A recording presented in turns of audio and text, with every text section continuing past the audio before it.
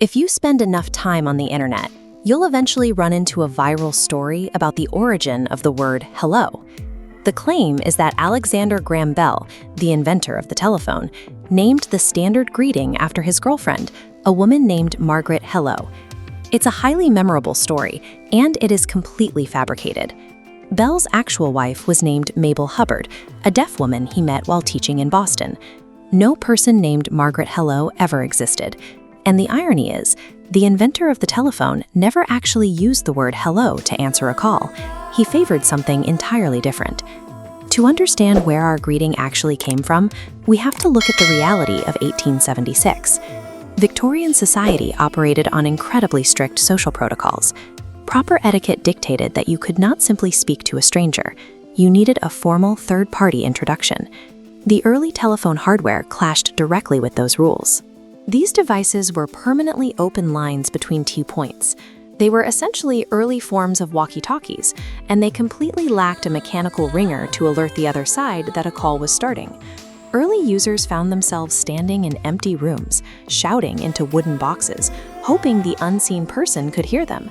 By forcing users to initiate conversations with unseen, unknown strangers, the telephone bypassed the visual cues that governed 19th century manners. This created a crisis of techno-etiquette that required a new linguistic tool to solve. Bell recognized this etiquette vacuum, and his proposed solution was the century-old nautical term, ahoy. He felt so strongly about it that he actually answered the phone with ahoy for the rest of his long life. But his rival, Thomas Edison, had a much more pragmatic idea. In an 1877 letter to a telegraph company president, Edison proposed using the word hello to initiate a conversation over the wire. In the 1820s, hello wasn't a standard greeting at all. It was a loud exclamation, the noise to hail a ferry or a hunting call for hounds. Edison stumbled onto its acoustic power while testing his new phonograph. He shouted the hunting call, hello, directly into the machine. He realized this sharp two-syllable word was perfectly engineered for early audio equipment, cutting through static to be heard 20 feet away. This chart breaks down the resulting standards war. A class-neutral hunting term defeated a traditional nautical greeting because of sheer technical and acoustic superiority. Hello was simply easier for the hardware to transmit. But having the best technical solution doesn't guarantee adoption. Edison won because his company held a massive structural advantage. They actually equipped the early telephone networks, giving them the power to dictate user behavior. Corporate documentation institutionalized the word. The very first telephone directory, published in New Haven in 1878, included a how-to section that officially instructed users to start their conversations with a firm hello. To truly change culture, though, the industry needed a human element. They needed the massive workforce of switchboard operators who manually managed the physical connections of every single call. Originally, young men worked the switchboards, but the industry quickly pivoted to hiring women. Companies found that female voices were perceived by customers as far more pleasant and patient. These operators spent their shifts greeting millions of callers a day with the exact same word. They repeated it so frequently and so professionally that the public nicknamed them the Hello Girls. It was the gendered labor of these women that stripped away the lingering Victorian class distinctions.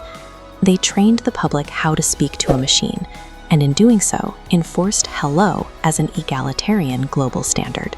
That standard met its ultimate stress test during the outbreak of World War I, when male soldiers struggled to manage the complexity and speed of battlefield communications.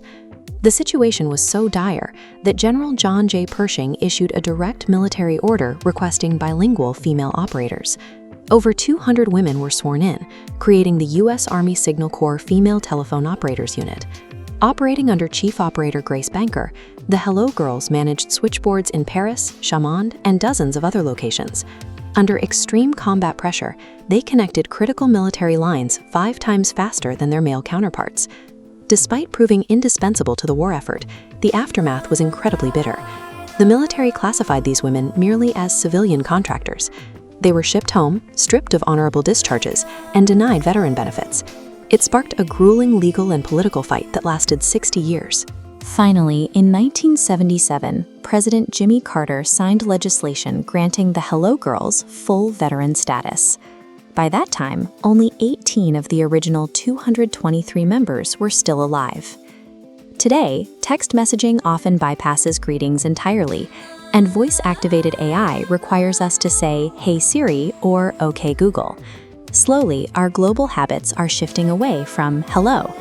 But every time we do answer a call with that simple two-syllable word, we aren't honoring Belle's imaginary girlfriend. We are speaking a surviving artifact of a technological standards war, a word that outlived the Victorian etiquette it helped replace.